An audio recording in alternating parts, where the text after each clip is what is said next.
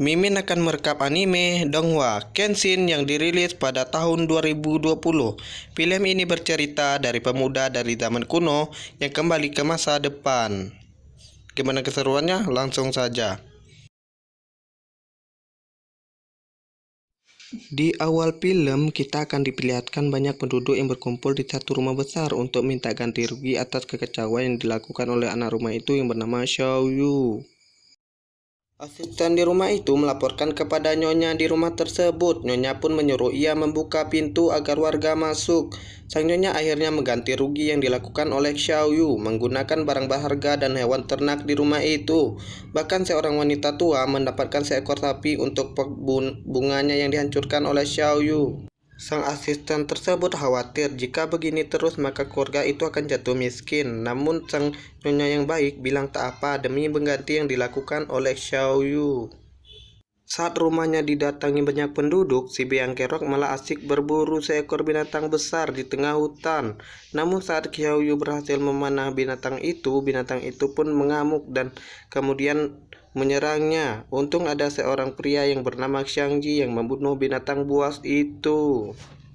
Saat ditanya keadaannya, Xiaoyu pun menangis karena ia sedih dirinya yang sudah mengintai binatang tersebut selama berbulan-bulan untuk dia tangkap, tapi Xiangji malah membunuhnya. Xiaoyu meminta ganti rugi pada pria itu dan membuat Xiangji merasa kesal. Namun ada seorang pria tua yang memberi Xiaoyu sekantong uang. Pria tua itu bilang ia baru pertama kali datang ke tempat itu dan maksud kedatangannya untuk mencari seseorang yang bernama Motayi. Ia adalah seorang master dari sekte Mo. Xiaoyu bilang ia tidak tahu dan ia mengatakan di desanya tidak ada sekte yang bernama sekte Mo. Tapi si pria tua melihat senjata yang tadi dipakai berburu oleh Xiaoyu. Dia bertanya siapa yang membuat senjata itu. Xiaoyu mau menjawab asal si pria tua mau memberikan kuda kesayangannya. Karena si kakek menolak, akhirnya Xiaoyu pun pergi meninggalkan mereka. Namun kedua orang ini mengetahui Xiaoyu memiliki kekuatan supranatural dan kata si kakek ia berasal dari sekte Mo. Pada malam harinya, nyonya di rumah itu ternyata adalah kakak iparnya Xiaoyu. Nyonya itu pun mengobati luka adiknya itu. Xiaoyu pun teringat pada dua orang tadi yang mencari ketua Master Sekte Mo yang ternyata adalah kakaknya sendiri. Xiaoyu pun diberitahukan jika kakaknya mengirim surat untuknya. Xiaoyu pun langsung membaca suratnya jika Raja Qin sedang mencari pelayan surgawi untuk membantu negara, dan itulah alasan kakaknya pergi meninggalkan rumah. Kakaknya pun menitipkan keluarga Mo pada Xiaoyu. Ia kecewa karena kakaknya tidak mengatakan kapan ia akan kembali. Hingga tak lama ada sekelompok prajurit di depan rumahnya. Komandan prajurit yang bernama Wang Zhong berkata jika kedatangannya untuk menjemput sang nyonya rumah untuk dibawa ke Xiangyang, tempat suaminya berada. Namun Wang Zhong bilang dia tidak tahu apa-apa. Ia hanya diperintahkan menjemputnya saja. Sang nyonya pun ikut dengan prajurit dan meminta giat belajar di rumahnya. Namun Xiaoyu tidak mau mendengarkan kata kakak iparnya itu. Ia malah mengejar rombongan prajurit dan langsung menyerang mereka. Xiaoyu pun bertarung dan kemudian ia bisa dijatuhkan oleh Wang Zhong. Kakaknya ipar Xiaoyu meminta Wang Zhong untuk mengampuni Xiaoyu. Tapi Wang Zhong lebih memilih untuk membawa Xiaoyu ikut beserta ke Xianyang. Ternyata Xiangji dan pria tua ada di sana dan Xiangji bilang pasukan kecil seperti itu ia bisa dengan mudah meratakannya sendirian. Namun si kakek tidak setuju dan pergi dari tempat itu. Sementara di istana, para menteri menghadap pada sang raja untuk memberitahukan mereka telah berhasil menciptakan obat umur panjang untuk sang raja. Sang raja merasa senang memuji para menteri, bahkan ia akan memberikan ia hadiah. Tapi saat salah satu menteri bilang obat itu bisa membuat dia hidup 1000 tahun. Sang raja marah dan memerintahkan para pengawalnya membunuh semua menteri karena sang raja menginginkan hidup yang abadi. Setelah pembantaian itu, kakak Xiaoyu menemui sang raja dan menawarnya ramuan kehidupan. Berpindah pada Xiaoyu yang telah tiba di kerajaan Qin. Di sana ia melihat kakaknya dan kemudian menghampirinya. Namun Xiaoyu terkejut saat melihat lengan kakaknya digelangi bergol. Sang raja lalu datang dan katanya ia menghukum Motayi karena raja tak percaya pada ramuan kehidupan yang dibuat olehnya. Dan karena itulah sang raja membawa istri Motayi untuk mencoba obat yang dibuat oleh suaminya. Mereka akan melakukan percobaan. Istri Motayi akan dijadikan patung batu dan dikubur hidup-hidup. Ia bisa bertahan terbukti obatnya bekerja, maka Motayi akan dijadikan guru nasional oleh sekte Mo. maka sektemo akan selamat. Wanita itu pun bersedia meminum ramuannya karena ia tidak pernah meragukan suaminya. Namun ia mempunyai permintaan terakhir. Sang raja harus membebaskan Xiaoyu dan Xiaoyu langsung memukul kakak iparnya itu hingga pingsan. Xiaoyu lalu berkata ia melakukan itu karena dirinya lah yang mencoba ramuan tersebut. Xin langsung berpindah ke masa depan dan saat itu ada wanita yang bernama Hun Xin menerima telepon dari seniornya. Sang senior bilang ia telah menemukan gua dinasti Qin dan mengizinkan Hun Xin melihatnya. Hun Xin lalu menemui seniornya dan melihat harta peninggalan dinasti Qin yang baru saja ditemukan oleh sang seniornya. Seniornya langsung mengajak Hun Xin melihat jubah emas dan lampu di sana padam. Seniornya pun menghilang. Hun Xin lalu ditemui sang pria yang bernama Mi Bao. Ia adalah seorang pemburu harta karun. Mi Bao datang ke sana karena ia menginginkan jubah emas peninggalan dinasti Qin. Saat Hun Xin bertanya di mana senior yang berada, Mi Bao bilang telah membereskannya. Mi Bao lalu mengeluarkan pisau dan mencoba membunuh Hun Xin. Tapi Hun Xin berhasil menipu Mi Bao, memukulnya menggunakan helm emas yang Mi Bao inginkan. Mi Bao terus mengejar Hun Xin. Saat wanita itu bersembunyi, ia pun ketahuan oleh seekor monyet milik Mi Bao. Saat Mi Bao ingin memukulnya, pukulan Mi Bao mengenai patung batu dan membuat patung itu retak. Ternyata patung batu itu adalah tempat Xiaoyu terkurung. Xiaoyu pun langsung menghajar Mi Bao. Mi Bao pun terpental. Saat ingin mendatangi Hun Xin, Xiaoyu berteriak kesakitan sambil mengingat masa lalunya. Xiaoyu mengingat saat kakaknya menjadikan ia patung batu. Setelah ia meminum ramuan kehidupan, Mi Bao lalu kembali bangkit jika ini adalah hari keberuntungannya. Selain menemukan patung emas, ia juga menemukan patung hidup legendaris yang telah tercatat dalam catatan sejarah yang telah meminum ramuan keabadian. Mi Bao pun langsung mengeluarkan kekuatannya dan menyerang. Namun Xiaoyu bisa menahan serangannya hingga menjadi ledakan hingga pekerja meneriaki ada penyusup.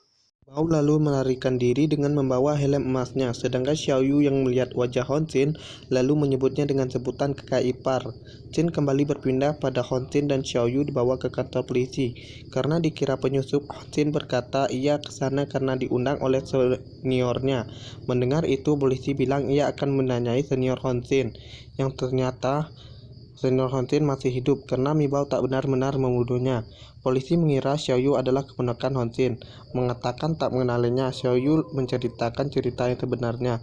Tentu saja polisi tidak percaya sama sekali kata-kata Hun Xin kalau Xiaoyu keluar dari patung batu dan malah menyuruhnya membawa Xiaoyu pulang.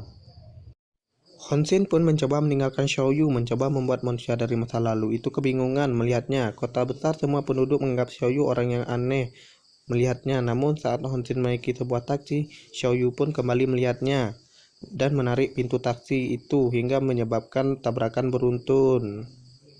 Akhirnya mereka kembali dibawa ke kantor polisi karena kekacauan yang mereka buat. Tapi kemudian ada pengacara yang datang untuk membebaskan Hun Xin. Pengacara itu bilang ia adalah utusan ayah Hun Xin yang berasal dari grup Hong Hai. Ternyata Hun Xin berasal dari keluarga kaya. Ia terlihat tidak menyukai keluarganya sendiri dan lebih memilih tinggal di apartemen.